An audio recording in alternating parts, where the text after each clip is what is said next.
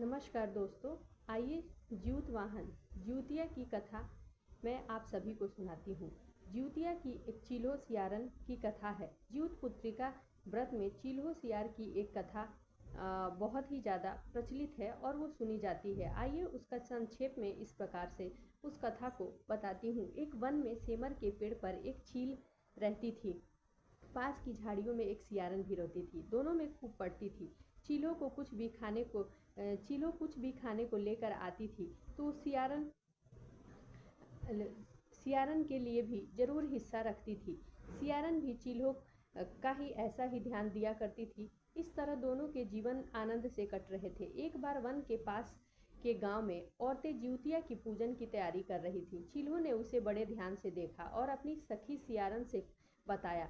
फिर चील्हो सियारन ने तय किया कि वे भी व्रत रखेंगी। सियारो और चील्हो दोनों ने ज्यूतिया का व्रत रखा। बड़ी निष्ठा और लगन से दोनों दिन भर भूखी रहीं और दोनों दिन भर भूखे प्यासे मंगल कामना करते हुए व्रत में रही। मगर रात होते ही सियारन को भूख लग गई और वो जब उसे बर्दाश्त नहीं हुआ तो जंगल की ओर जाकर उसने मांस और हड्डी खाकर पेट भर लिया। चील्हो के हड्डी चबाने के कट कट की आवाज़ सुनी तो वो पूछी कि यह कैसी आवाज़ आ रही है। यह उसी की आवाज़ है। मगर चील्हो को पता चल गया। उसने सियारन को खूब लताड़ा और जब व्रत नहीं हो सका तो संकल्प क्यों लिया।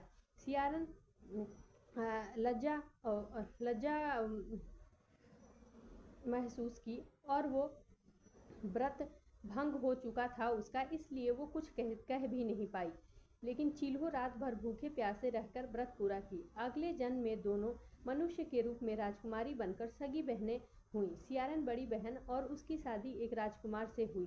चील्हो छोटी बहन, उसकी शादी उसी राज्य के मंत्री पुत्र से हुई।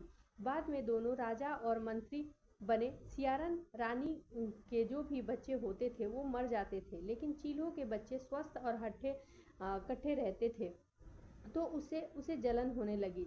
उसने कभी उनका सिर कटवाकर डब्बे में बंद करा दिया और वो शीशे